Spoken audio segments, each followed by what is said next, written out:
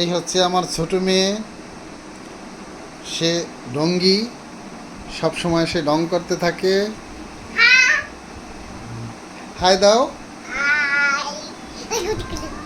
আর এই হচ্ছে আমার বড় মেয়ে। সে সে পড়াশোনা করতেছে, তার জন্য নতুন টেবিল আনা হয়েছে। সে অত্যন্ত মেধাবী, অনেক পড়াশোনা করে। তার চুল কাটা হয়েছে, তিনি ন্যাড়া হয়েছেন, এজন্য সবসময় হেজাব করে থাকেন। আর এই ছোটটা, সে চুল কাটবে না।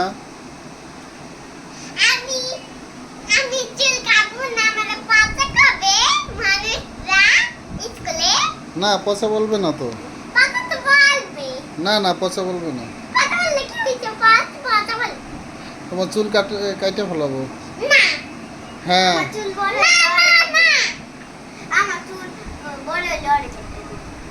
আফিয়ার চুল বড় হইলে তোমারটা কেটে দেবো। সে হুম